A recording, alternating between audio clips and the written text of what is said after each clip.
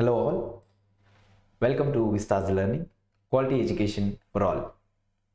I am Crowny John, your English teacher for class 9th. How are you all doing? I am good. Well, even if you are not good or even if you are not doing great, maybe COVID is doing great, right?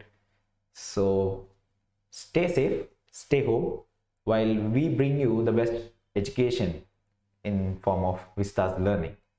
So just subscribe to our channel and you will get all the updates and you will get all the lessons just staying at your home. That's easy, right? Well, don't worry about that. We will take care of your class 9th English. So I am really excited to teach you about the class 9th English because there are very many stories and there are very many authors and poets who are really expressive about what they really wanted to tell, and these stories really excite me a lot, trust me, and I'm sure I will not disappoint you because the stories and the poems are really great, and even you will be really excited to know what exactly it is. So let us start. We'll start with the first prose, and what's the first prose is The Best Advice I Ever Had, and it was written by Mrs. Vijaya Pandit. So you have heard about this Pandit somewhere, right? This name called Pandit is very familiar for you. Think about it. Maybe I will give some work to your left brain while your right brain is free. Listen to me. So I would like to share my experience about the best advice which I have got. Well, I would tell the best advice which I got was from my father, and he told we should always enjoy how to learn and never learn how to enjoy. That's a very great advice which I feel, because there is a lot of depth in it and there is a lot of meaning in it. So I think maybe that's the best advice I could get or I ever got in my life. And there was one more advice which really struck me. It was none other than the great Sachin Tendulkar. He had once told that people throw stones at you and you make them into milestones. I felt even that's great, right? Even that's a one brilliant advice. Well, it was not told to me specifically, but I have taken it from, I have taken it from him because he had told it somewhere and it really struck me. So I think, even many of you might have one of their best advices. Well, many might be thinking, no, sir, my parents always tell one or the other thing. They would always advise me some or the other thing. And we never listen to that, right? Well, I don't blame you because even at your age, even I was like that. I would never listen to my parents. They would tell, no, don't do that, don't do this, but I would still do that and never listen to their advices. But at a point, you would, you would get an advice which really strikes you. It might not be your parents, it might be your siblings, it might be even your the watchman of the school, or a very layman who is going on a road. They might give you the best advice. You will never know from where this advice come from, right? So first let us focus on what Mrs. Vijaya Pandit has to tell. But before that, I think you should know one of the few many representatives, women representatives of our country. Well, let us see how many of you know that. A small general knowledge quiz. So just as you can see on your screen, I have given the first women representatives on the left side, and you can match them with the names on their right side. Well, when by the time you guys match them, maybe you can pause it and match it, and I'm going to give you the answers, and the answer is right there. So what are the questions? The first woman president of UN General is none other than Mrs. Vijaya Pandit. First woman judge of Supreme Court, first woman IPS officer of India. So Every one of them are the first women representatives which our nation is really proud about. And I think it's your duty to know all of them, right? Well, someday I want to see some of you in those first women representatives, because there are still many first women categories which should be filled or which are yet to be filled in our country. So I wish you all the best. And coming to our lesson. The lesson which is about to be explained is an article written by Mrs. Vijaya Pandit, one of Pandit Jawaharlal Nehru's sister. So now you got to know who is Mrs. Vijaya Pandit is, right? She is none other than our first Prime Minister's sister, Pandit Jawaharlal Nehru's sister. And she wrote it from the Reader's Digest. So this lesson was taken from a Reader's Digest article.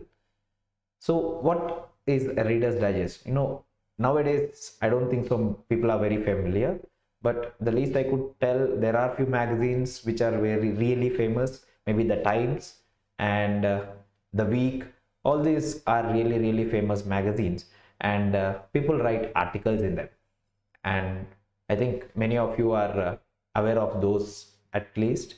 So Reader's Digest is one of those, I would tell, a monthly magazine which used to be published during that time, and Mrs. Vijaya Pandit used to write articles in that, and this lesson was acquired from them.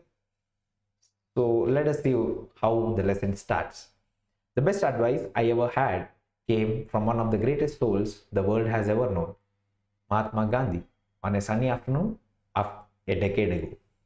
So she got this advice from Mahatma Gandhi.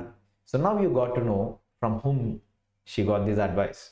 The great leader I could ever tell, maybe the great leader the world has known or the nation has seen, none other than Mahatma Gandhi, father of the nation. And let us see what advice did Mahatma Gandhi give to Mrs. Vijaya Pandit. So when was this advice given to her?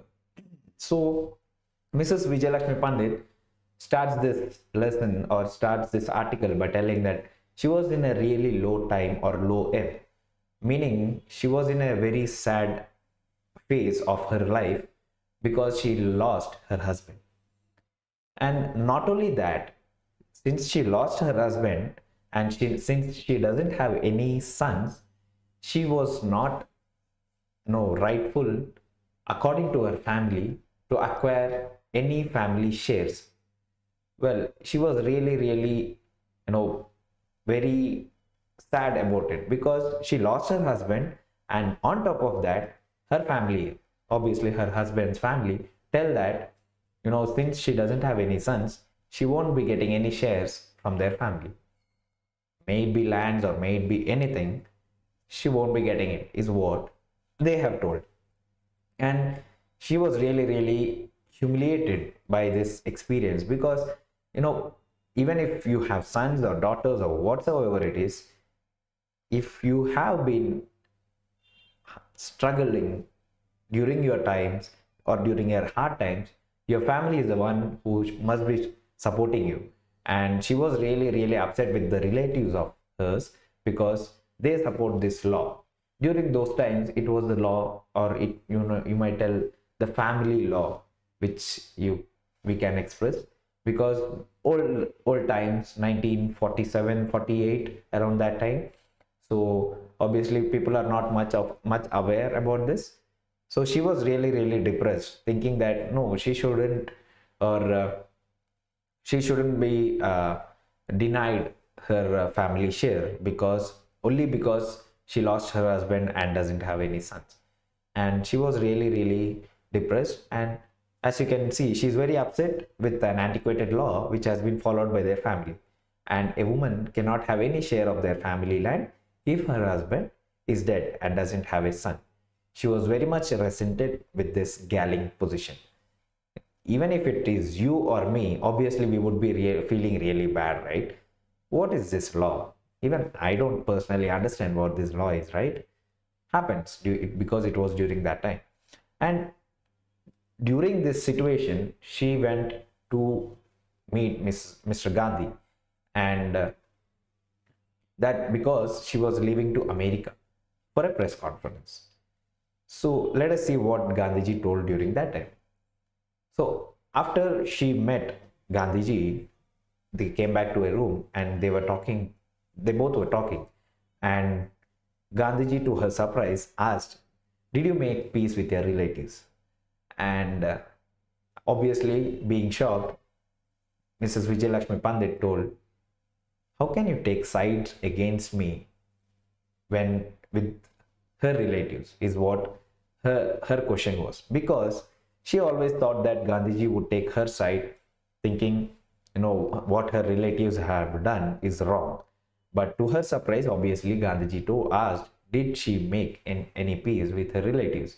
And he also asked that, she replied for that she didn't make any quarrel or she didn't fight with any of her relatives, but she's not interested in talking to any of those relatives who support this law, because obviously she would be really angry and upset because she was denied her family shares just because she doesn't have any sons and her husband is dead. So let us see what Gandhiji has here to tell.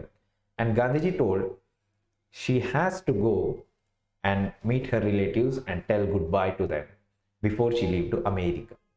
And he tells that this country still demands courtesy and decency. That's really a great thing from the great leader of the nation, because Gandhiji is trying to convince her that even if things are worse in between relatives and her, she should go and pay her final respect to the relatives as she was going to America. And not only that, Gandhiji also told that Gandhiji requested that few lines really made her think about it. And Gandhiji also advised, no one can harm you except yourself, he said. Still smiling, I can see enough bitterness in your heart to cause you injury unless you check it.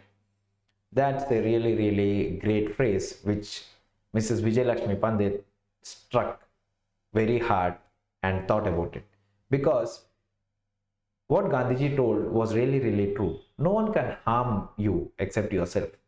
Isn't it right? Come on guys, you have been through many things. Obviously, until and unless you take it very seriously, things won't be that emotional within you. No one else can harm you until and unless you harm yourself. Yes, I think there's a very big point in that. And even Mrs. Vijaya Pandit thought the same thing. And these lines never left Mrs. Vijaya Pandit, and she kept thinking about it more and more. And she remained silent, and Gandhiji still continued. You are going to a new country because you are unhappy. Will you find happiness outside when there is bitterness in your heart? That's something which she must be thinking, or she should be thinking, right?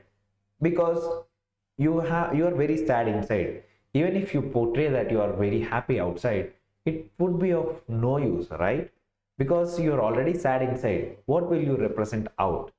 Nothing. If you are very sad and go study, will anything enter into your brain? No, right? It's the same way here. If you are really sad inside, nothing can be done, even if you have a smile outside, because deep inside you know that things are not going well. So these lines really struck Mrs. Vijaya Pandit, and she gave a thought about it. And let us see what she has done next. These words would never leave her, and the next day itself, she took up the mobile phone and called her brother-in-law and told, I am coming to meet you and your relatives. Yes, Mrs. Vijaya Pandit finally went to her relatives after calling up her brother-in-law. And once she went to her relatives, obviously she thought, they might not be that happy, receiving her or seeing her. But it was totally opposite. For her shock, within 5 minutes itself, things were really, really great. And she could feel that, or she could sense that, she coming there or she meeting her relatives for the final time made everyone or all the relatives really, really happy. And she could sense that. And with this sense or with this happiness, she left to America. And this thing really, really brought many changes in her life. So it was entirely a new experience for her. So once she left, the story directly goes to New York. So let us see where the story is. The story now turns to New York, where Mrs. Pandit was the leader of the Indian delegation to the United Nations, and a very heated debate was held regarding the treatment of people of Indian origin in South Africa. So this story again shifted back to New York, where, as you can see, she was a leader for the Indian delegation, and there was a very, very hard debate going on regarding the treatment. Obviously, there are people in South Africa who are of Indian origin, and those people weren't treated well in South Africa. So it was a debate regarding that, and there were many personal things told between each other. Well, there was obviously, there will be a opposition leader over there, and people were telling very, very harsh things against Mrs. Pandit, and even Mrs. Pandit didn't get back. She also threw the same personal attacks over them, because she thought that's the best way to attack them. If they are personally attacking her, she should also personally attack them. So, during this conflict, obviously the debate doesn't happen on what the issue is. The debate happened on their personal attacks. So obviously the issue is not being solved, but the personal attacks are happening. And I think that's not the correct way to deal it, right? And this is when Mrs. Pandit thought, okay, I think here is where I need to think about what Gandhiji had told her. So she thought about it, and she took her time, and she just pulled her back, and she told, no, even if the opposition keeps pulling her leg by telling that, by attacking her personally, she would never give away. And she thought she would gain back her confidence and attack them on the basis of the merits. And she thought she will go accordingly. That's when she took the debate from the personal attacks and from where it should be. The issue was regarding the people of Indian origin of South Africa. And she brought the debate back to that issue, unlike the opposition leaders who were totally on their personal attack. All this was because she thought about the advice which Mr. Gandhiji had given her. And after all this debate, she went personally to the opposition leader and told no hard meaning, no hard offense, because she never meant any of those personal attacks. And the opposition leader was really, really happy, and he told no complaints as well. That's a really, really good quality, I feel, because we might fall into a very heated arguments or heated fight with our friends, but we never go and tell them sorry, or no, it was really, I was really harsh on you, I am really sorry, all that, right? We don't tell, because there is something within us which we feel, okay, we shouldn't, it's okay, right? Well, here Mrs. Pandit didn't do that. She directly went to the opposition leader. She told sorry, forgive her for what she had told. She didn't really mean that. And opposition leader really welcomed that, and even he told there is no complaint. That's a really good quality, which I feel. Now, the story again goes back to Mrs. Vijaya Pandit being the High Commissioner for India in the United Kingdom. And she invited the Prime Minister of Great Britain and Lady Eden for a dinner.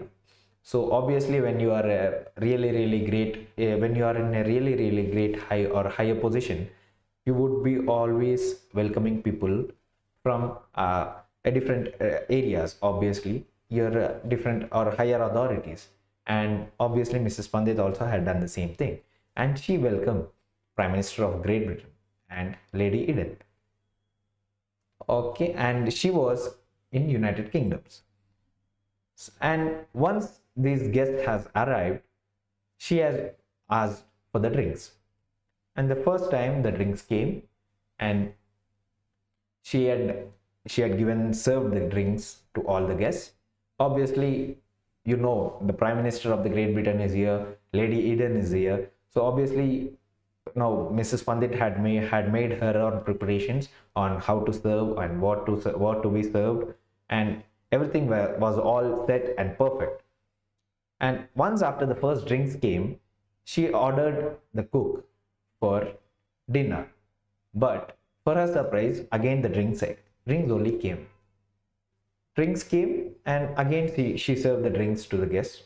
And again she told, okay, now it's time for the dinner. Ask the cook to get the dinner. And again for the third time, again she got the drinks. She was really surprised. She's asking for the drinks, for the dinner, and she's still getting the drinks. What is this? So she was really surprised. Even after she signaling the butler for the dinner, she was not getting it. So what did she do? After the third time the drinks were served, she asked excuse from them, and she ran down to the kitchen to see what exactly is the problem is. And for her surprise, there was a cook sitting on his chair, and there was a frightened maid in a corner. And this cook was was in his own world. He was just looking up, he was just beating around, he was just beating his foot with time, and he was doing whatever he wants. He was not at all in this world. So obviously daydreaming, what we call. Yeah, that's the thing. I think many of you people are doing right now, right? No? Okay. No? Then good. So he was literally daydreaming there. And obviously, if you have a very special guest, and if you really do daydreaming, or if you do something which you are not meant to do, then obviously you would be really, really angry, right? Just think, what would your mom do if you are really, really, not listening to her during the guests come, or you are making something dirty?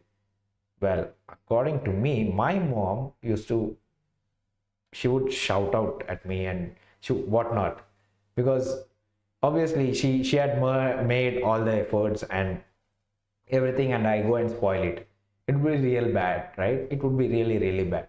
And here, even in Pandit's case, Mrs. Pandit's case, butler or the cook is really, really daydreaming as she was signaling for the dinner, and she was really angry. Excuse me.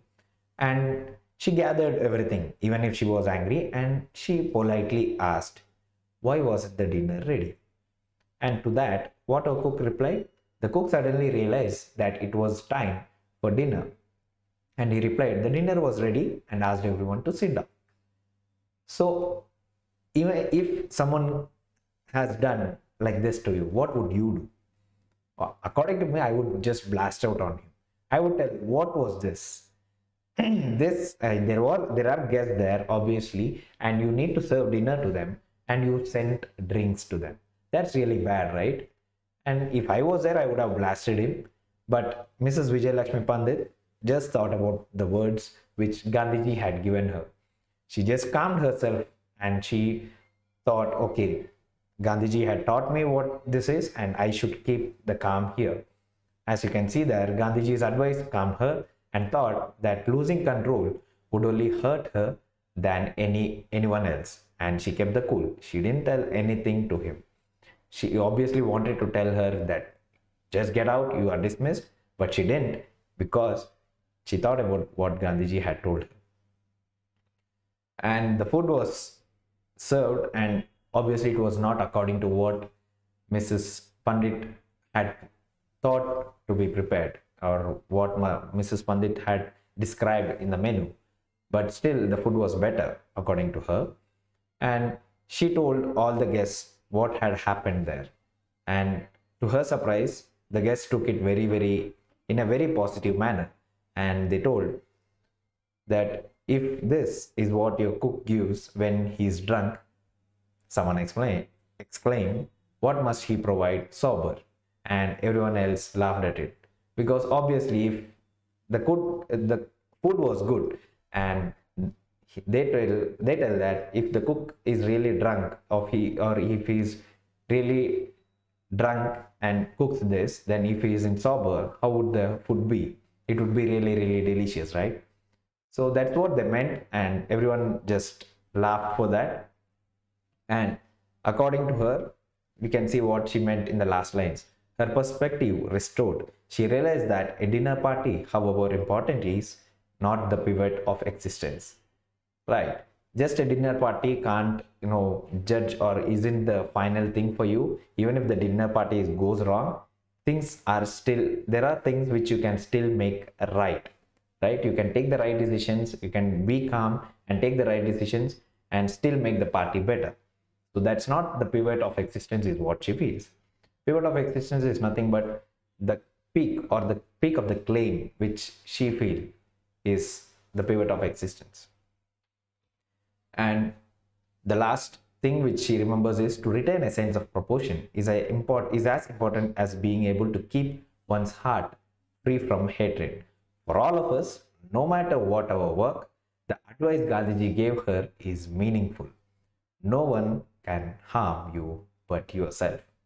That's really a really great advice. I think we also should follow this advice.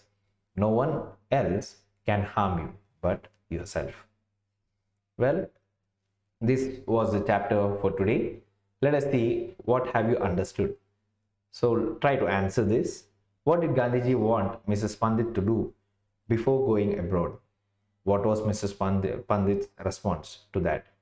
Well, we all know that before going to America, obviously, Gandhiji asked Mrs. Pandit to go meet her relatives. And was Mrs. Pandit happy with that?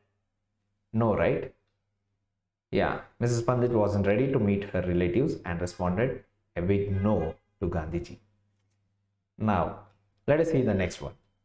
How did Gandhiji make Mrs. Pandit meet her relatives? Anyone? No one remembers? Or was my story really boring? Well, let us see what exactly it is. Gandhiji asked Mrs. Pandit, will she find happiness outside when there is bitterness in her heart? Gandhiji also said, be a little humble. She has lost a loved one. That is sorrow enough. Must she inflict further injury on herself because she lacked courage to cleanse her own heart? These words from Gandhiji made Mrs. Pandit meet her relatives. Obviously, all these words would really mean a lot, and that's why Mrs. Pandit called her brother-in-law and told that she would like to meet them. And what next? I lifted the debate back to where it belonged. What was the debate about? How many of you remember what the debate was? Yeah, you know that. Yes, it was regarding the people of Indian origin who are living in South Africa, right? The debate was about the India's complaint regarding the treatment of people of Indian origin in South Africa. So that was the debate about, and the debate didn't go well for the first time, but after that things were taken on merits, and our Mrs. Vijaya Pandit kept it cool. So this was the chapter and few very important questions which I have discussed here with you. So hope so everyone enjoyed this lesson. I'll come back with another one. So till then, just subscribe to Vista's Learning, the quality education for all. Subscribe to the channel and you'll get the updates as quick as possible. See you soon. Take care. Stay safe. Stay healthy. Bye.